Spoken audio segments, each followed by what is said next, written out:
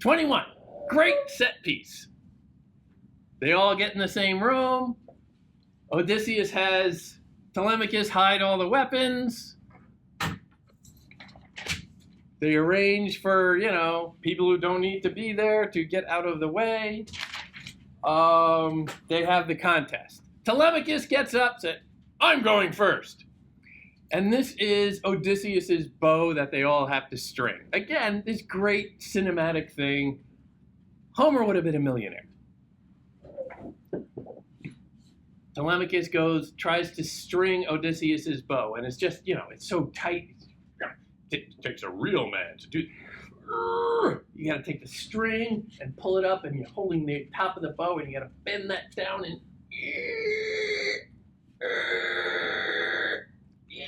Can't do it.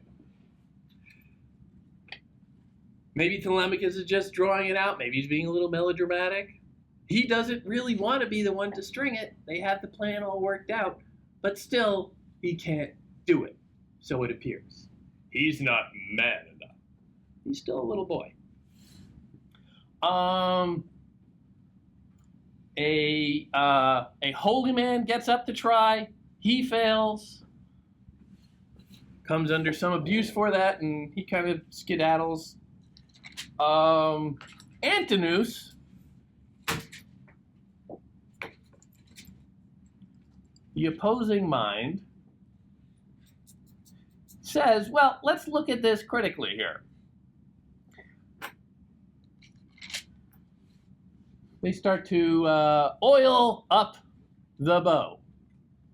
They coat it with oil, they warm it, they do all these things to make it a little less stiff. It's a piece of wood, presumably, that has been sitting unused for 2 decades. It gets a little creaky. You gotta lacquer it up a little. Antinous applies reason. He says, well, let's think about this. What can we do to solve this problem? Smart guy. Not necessarily anti-reason here, but for a different consequence.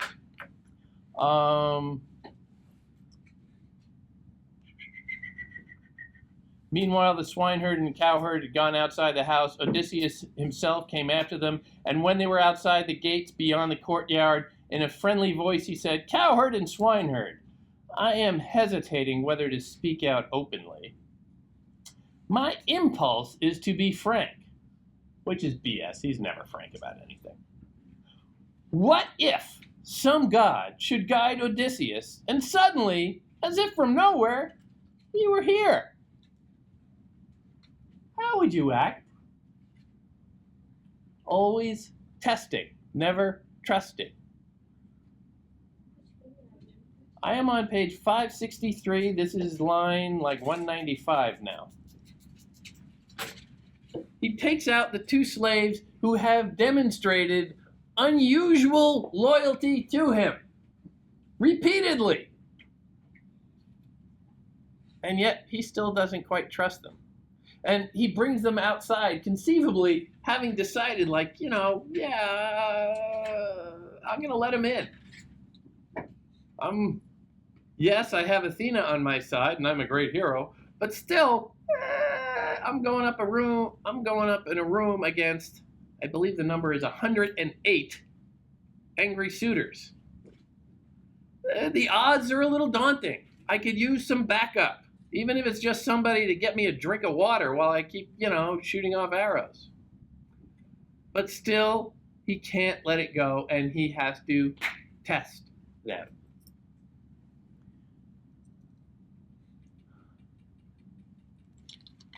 Eumaeus and the other guy both pass the test, and Odysseus says, all right, here's the deal. I'm Odysseus. You can help me, and if you do, I will, I will treat you as one of, as like a brother to Telemachus. We will, you will essentially become aristocracy. I'll make it good for you. And he does it in another very Odyssean or Homeric reveal where he says, so saying, he pulled back his rags and showed the great big scar. Again, another revealing. He's always like stripping off so people can see, wow, underneath the surface, he really is godlike.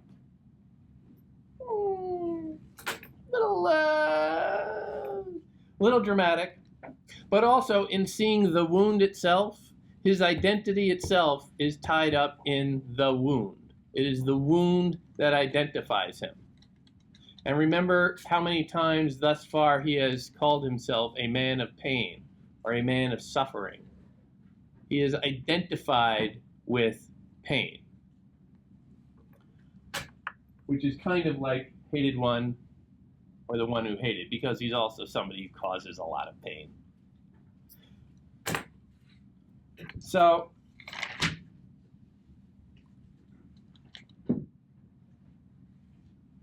Eurymachus tries to string the bow.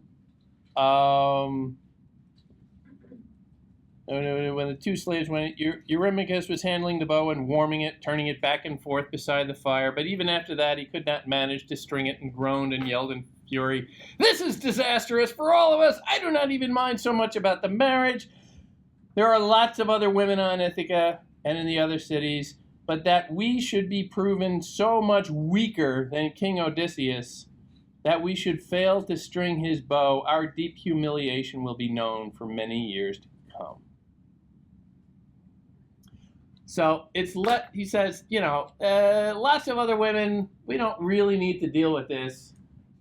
They've been standing around there, lazing around there for 10 years saying that, well, we're just here for Penelope, and, if she gives us the thumbs up or thumbs down, this will all be over, because, that's our only priority. And here he's saying, it doesn't really matter.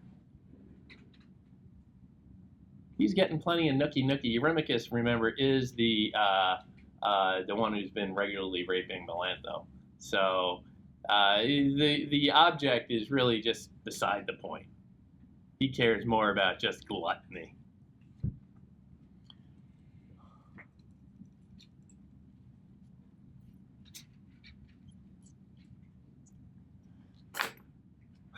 Odysseus gets a hold of the bow, and in another dramatic reveal, not necessarily explained, he just does it. He just takes it.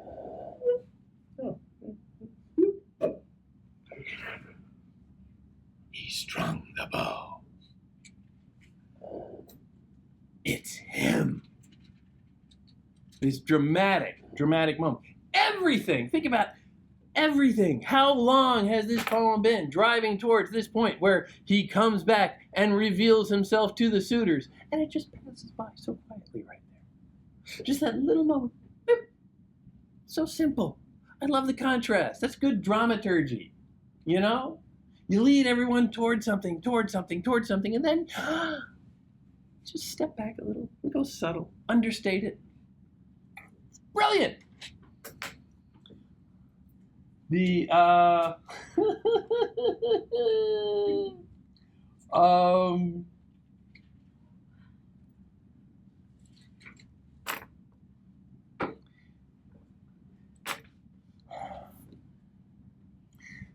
In book 22, we get the bloodbath. We get him finally striking out at everyone. Odysseus ripped off his rags. Now naked, he leapt upon the threshold with his bow and quiver full of arrows, which he tipped out in a rush before his feet, and spoke, "Playtime is over." Again, come on. That's an Arnold Schwarzenegger line. "Playtime is over. I will shoot again towards another mark no man can hit. Apollo, may I manage it." Little deft salute to the gods there. Hey! That's it's like charging into the end zone, and thanks God. But who gets it first? Antinous. Weren't the suitors at the beginning like against him trying to straight up vote? Yeah. Because they saw his fight with that other, like, homeless man, and then. It's unclear what the resentment is. I would argue that it has more to do with, what's this old beggar? What are we letting him do this for? This is about who gets the queen, and we're going to let the old geezer who's filthy do it. I think it's more class-based, but that's just me. You can easily, like everything, it's all fair game in this, because, it's not like we have Homer here to tell us, well, what I was thinking was. For a YouTube video of that.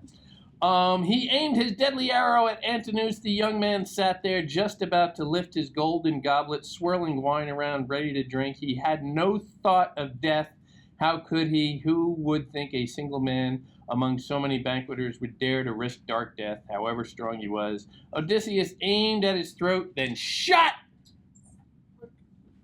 The point pierced all the way through his soft neck. He flopped down to the side, and his cup slipped out of his hand, and then the thick streams of blood gushed from his nostrils. His foot twitched and knocked the table down. Food scattered on the ground. The bread and roasted meat were soiled with blood. Seeing him fall, the suitors, in an uproar with shouts that filled the hall, jumped up and rushed to search around by the thick stone walls for shields or swords to grab, but there were none. Wow! That's exciting. That is him really, like the turning of the stake in the Cyclops' eye. This is Homer saying, all right, we're going to make this moment sing. And it's pure violence, but it's so good. Think about just a couple of things, though, because it's not just out of nowhere. There are no accidents. Where does he get shot? The neck, the throat. Antinous is the smoothest speaker they have.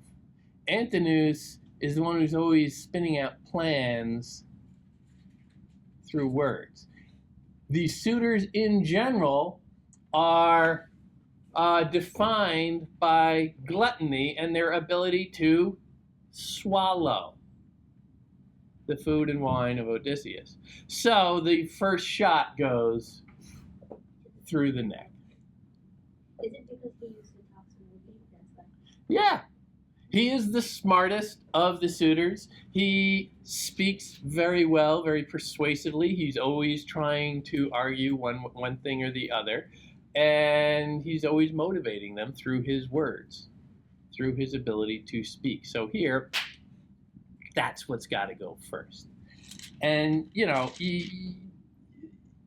can love that, he was just about to lift his golden goblet. They have to toss in that little thing there because they are luxurious types. Odysseus is the stern, manly man who doesn't go in for like the superficial stuff. They're lazy. They're soft. His flesh itself is soft neck. And those little details of, the thick streams of blood gushing from his nostrils, his foot twitched, which is just fantastic. I mean, it's gruesome, but it's just fantastic. But again, it's bringing you around because after this huge buildup, we finally get vengeance. And there's a part of us that really wants to see it. We really feel satisfaction when that arrow pierces the soft flesh. We're giving in to the same animal lust that Odysseus has been fighting against. So we might think ourselves, we're so refined reading Homer. We're so cultivated and sophisticated. But we read that, it draws out that instinct in us. Eurymachus, next in line for the jackass throne, immediately says, Odysseus, welcome home! Yeah! Good, you got rid of him. We never liked him. He was a jerk. He was always telling us what to do. He thought he was the boss of us. No one's the boss of us. But you got rid of him. Good on you. Why don't we sit down? We'll have a drink. Tell us, what have you been up to? Come on, let's get some food in here. Come on, let's have some fun. Let's kick back. Tell me a story, pal. Oh, Eurymachus. Ah, so foolish. Melanthius, the slave who had kicked Odysseus earlier, goes off and gets some weapons at the direction of the suitors. He's able to find some, bring them back, so that it's a little bit of a fair fight. Around line 151, he is automatically suspected. Where'd he go? Odysseus could see that they had arms. Their spears were brandished. His heart stopped. His legs trembled. He was so shocked at the presumption. At once his words flew out to tell his son, "One of the women, or Melanthius, is waging war against us in my house." He immediately suspects the slaves, and in particular, and first, he suspects the slave women. What's that? Melanthius isn't necessarily sleeping with anyone, unless you count the goats that he's penning in all the time. We don't know about his personal life. His sister is Melantho, who is sleeping with Eurymachus. So, it's a complicated relationship. Wisely, Telemachus owned up at once. "Father, it was my fault. I am to blame. I left the heavy storeroom door ajar. Someone on their side must have kept good watch. Go there, Eumaeus, shut the door, and see if any of the women are against us, or else, as I suspect, Melanthius." Again, he's saying, look, it's all my fault. But those women probably aren't up to any good. And those slaves, too. We gotta keep them down. Always that note stuck in there. Troubling. You have something back there? Yeah, I was just thinking how, like he's trying, I was really confused at this point because I wasn't sure if this kind of legit just to show us the fact how much he's built to show how much of a man he is, or if it just proves it more. Odysseus, I don't know, because at the same time, he fucked up pretty bad, but also he's owning up to it, and he's switching the tables Yeah. The landing point of Telemachus' trajectory is a little bit uncertain when, he is finally the big boy.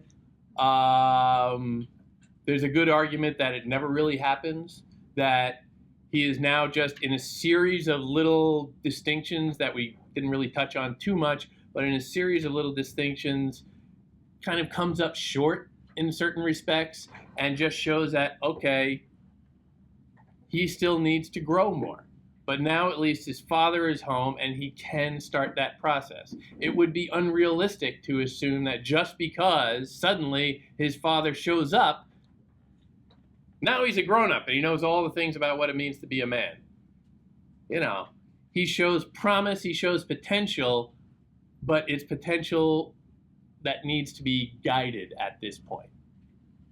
So exactly how wrong he is at any point is always a point of debate. You can argue, and many people do, that, it shows growth. He isn't just, going off for nap time with Eurycleia tucking him in at this point. He is standing and fighting next to his father.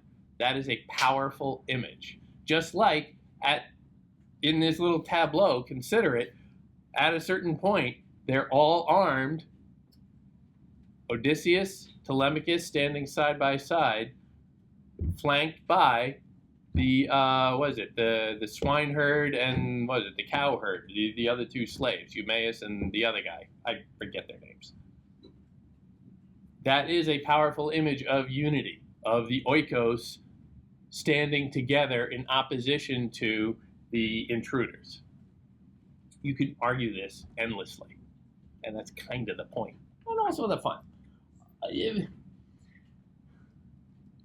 Athena keeps turning the screws, turning up the heat. Women.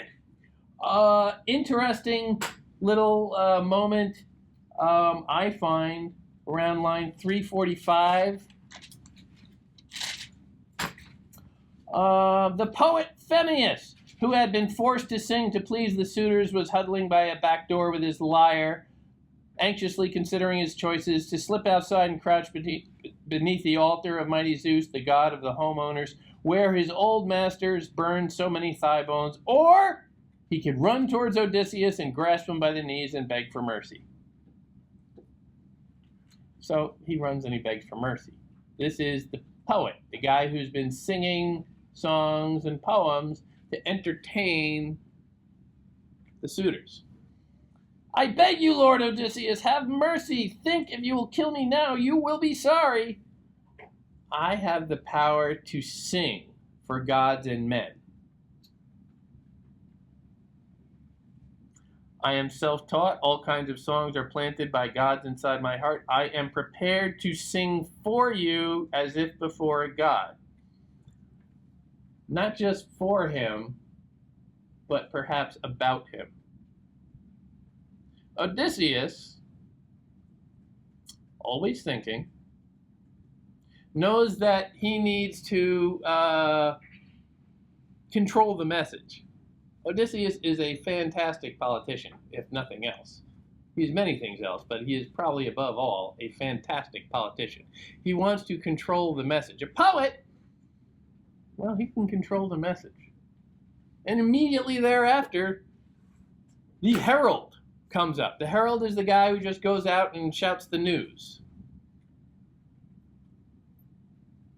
A little bit more of a scummy sort. Poets are always held in Homer as somewhat special. The herald, nobody likes the media. The herald, a little bit scummier, but still he is spared too, for the express purpose of spreading the word of what happened. Presumably, Odysseus's interpretation of what happened. They get spared. Everybody else, gone. One after the other, people will come and beg for mercy, cut down. This comes, I believe, right after the holy man that we saw in book 22 had said, "Please, mercy, I did no wrong, I swear in word or deed to any of the women in this house. I tried to stop the suitors, tried to urge them to keep their hands clean, but they would not listen. These fools deserve their fate. I did nothing. I am a priest, yet I must lie with them. Will good behavior go unrewarded?" Makes a case. Whether it's a good case is up to you. For Odysseus, if, as you claim, you sacrifice for them, you must have often prayed here in my hall that I would not regain the joys of home, and that my wife would marry you instead and bear you children. You will not escape, suffer, and die. And killed him right there. No mercy! Right after, he gives mercy to the two people who can help him spread the word, control the message. But he also wanted to give mercy to one of the suitors who was kind to him. Like after he won that battle with the homeless man, one of the suitors who was the kindest of him, he gave him wine, and he also, that kind suitor, was trying to keep all of the other ones several times from killing Telemachus and doing good, and he was trying to warn him. But does that show that he actually has human qualities too, kind qualities? I would say at this point, he has human qualities, and those human qualities are manifesting themselves primarily in bloodlust, because he is killing just about everyone. He's making certain distinctions in very isolated cases, but the prevailing sentiment here is just slaughter.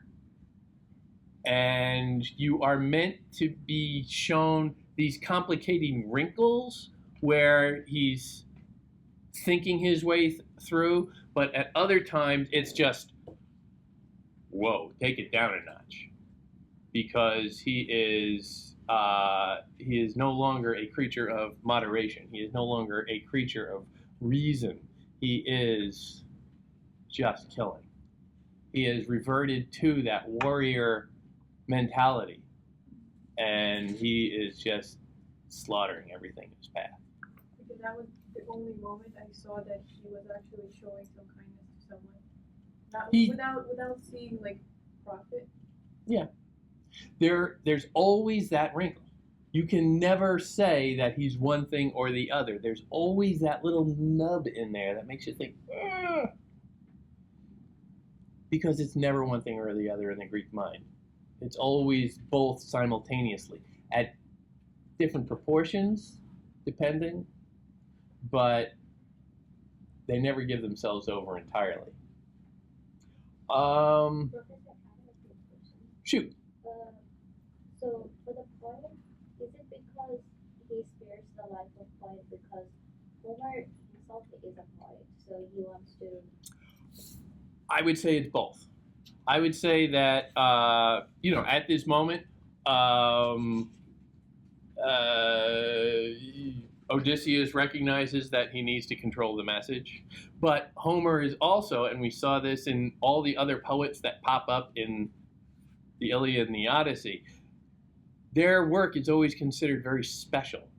They are really a vessel for divine inspiration, because they always say, well, it's not me, it's God, and he's just using my voice to sing through to you.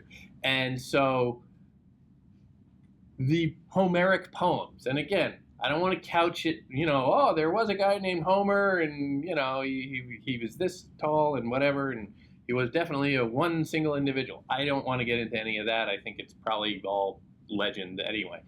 But there is a character in his work where poets are always considered special. And you always have poets who are, in one way or the other, not to be blamed for anything. And here you have a poet coming out and saying, look, it's not my fault. My job is to sing songs. And they were lying around, and yes, I sang for them. But I'll sing for anybody. But I should not be blamed. But then it doesn't prove his loyalty. No, but here I think Odysseus is willing to be a little transactional instead of just loyalty litmus test. I think he sees that, well, okay, this guy can help. I'm going to need to control the message. Odysseus, even in moments of sheer carnage, is always thinking ahead of the consequences. So even as he's slashing people and just, wiping the blood off of his face, he's thinking, well, okay, tomorrow morning, shit's gonna hit the fan. I need to have tools to evade the worst consequences.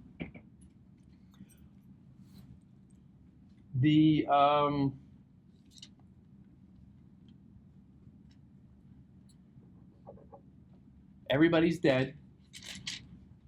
There's blood and goo and piles of guys and chunks of piles of guys and piles of chunks of guys everywhere.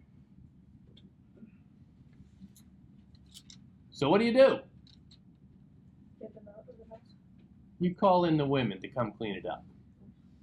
The ones who are loyal to them. The suitors. Yeah. Well, it's still unclear. He doesn't really, there's some talk initially about ferreting out, who is really, we're going to conduct a reasonable investigation, get a list of people going and see, well, okay, on a case-by-case basis, well, all right, well, you were seen, taking a walk with this one suitor. Nobody has any evidence further, but, where did that lead? There's none of that investigation. There's just, the slave girls were all sleeping. Okay, they gotta die. At a certain point, they do sort of separate because they lean on Eurycleia. And Eurycleia rats them out. It is a somewhat unseemly moment for her, this mother figure who is very, sweet. And we felt so bad for her when Odysseus grabbed her by the throat and threatened to kill her if she said anything. Now she says, hey, boss, you want to know the bad ones? You want to know who is, maybe not nice to you? And how much evidence did Euryclea produce about these judgments? None. It's for a slave, and she's a slave. This is very empowering. She has the power to say, well, yeah, that one gave me a lot of attitude. That one, oh my God, every time she cleaned the kitchen table, I had to come after her and do it again because she just could not get it. Spots on all the plates. Clearly, she has to die. It's disconcerting. But who steps in?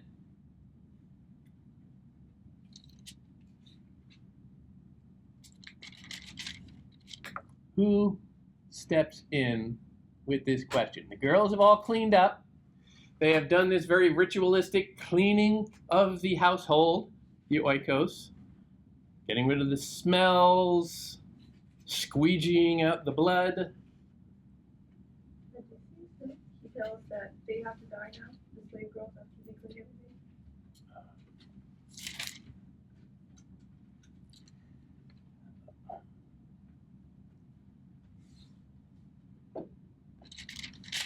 We get another great paean to work. Telemachus spoke to the herdsman, says, now we must start to clear the corpses out. The girls must help. He's always kind of quick to jump on, the notion of the girls suffering. That's his go-to move. The girls must help, then clean my stately chairs and handsome tables with sponges fine as honeycomb and water. Then the whole house is set in proper order. Oh, no, wait, this is Odysseus saying that. Okay, sorry. Restore my halls to health, take out the girls between the courtyard wall and the rotunda, hack at them with long swords, eradicate all life from them. They will forget the things the suitors made them do with them in secret through Aphrodite. Hack at them. Make them do the cleaning and then hack at them, which is, gruesome. This is war crime stuff. Don't kill everybody at first. Leave a few dozen to dig a mass grave. Have them pull the bodies in that you already killed and have them get in there and you kill the rest of them. That's very dictatorship attitude. Yeah. Make people do the work and then kill them for the Yeah. Was there male slaves as well? Sure. So why is He's singling out the girl. I don't know. Why are the girls being singled out as bad? I know. It's almost as if it were a strategy to keep them down. I don't know. They're less resistant, that's why. What's that? They're less resistant, maybe that's why. Less resistant? Yeah. I continue. 1 second. Sobbing desperately. The girls came, weeping, clutching at each other. They carried out the bodies of the dead and piled them on the roof of one another or on top of one another under the roof outside. Odysseus instructed them and forced them to continue.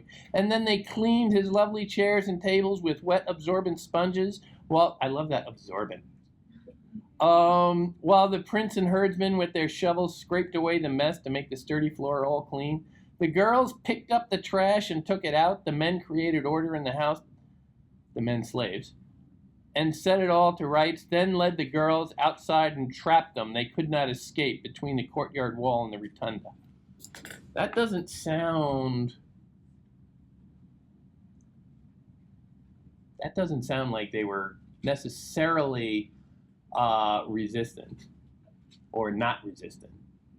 This sounds like they recognize that they have no choice. And maybe all of this cleaning, all of this work, and this work is no different than when they were doing it just the other morning, just because that's what you do every day. They dwell on the ordinary work. Only here, perhaps, the threat is more imminent, but it was always there. The threat that they could be killed at a glance. They have no choice at this moment. They have to clean the bodies. They have to clean the house of the contamination of the bodies. And then they know they will be killed. Yeah. Telemachus insisted, showing initiative. Perhaps, Michelle, showing initiative means that he's growing up. He's taking the initiative. This is what it means to become a man. Showing initiative, Telemachus insisted, I refuse to grant these girls a clean death since they poured down shame on me and mother, then lay beside the suitors. Again, the sexuality is really the affront here. He insists that the clean death of having them hacked to pieces, as Odysseus had instructed, that's not good enough. I mean, this is hardcore. This is vicious. At that, he wound a piece of sailor's rope round the rotunda and round the mighty pillar, stretched up so high no foot could touch the ground. As doves or thrushes spread their wings to fly home to their nest, but someone sets a trap, they crash into a net, not a bitter bedtime. Just so the girls, their heads all in a row, were strung up from the noose around their necks to make their death an agony. They gasped, feet twitching for a while, but not for long. Again, that subtle little detail of the feet twitching. Again, just cruelty. For no real purpose. All right, fine. They were bad. They need to die. But he is saying, no, they need to suffer when they die. And even just being hacked, as Odysseus said, is not suffering enough. This is cold. Where is Athena at this moment? I mean, Athena is presumably watching it all. but she's a goddess herself. Like, how can she see like all these women dying like this? She wants them to die. She is not an abstract goddess, just observing it all. She is not God in the Judeo-Christian tradition of being good. She is a goddess of the Greek tradition, some of which are good, some of which are not so good, all of which are a little of both. And in this case, she is somebody who takes sides. She has been on the Greek side, and specifically Odysseus' side, throughout, stirring up trouble for anybody who comes against him.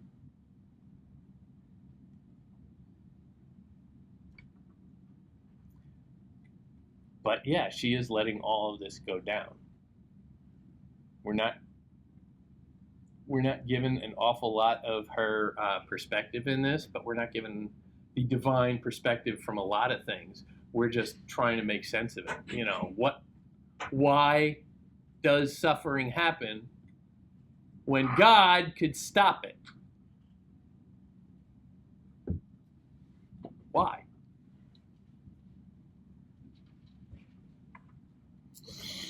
She is really weird because like she is a goddess of wisdom, and she makes Odysseus kill all of those like sons of all of the rich people in the town, and she knows that their like families will come after him, and she still makes him do that, even though she's a goddess of wisdom. Like there's no wisdom in it.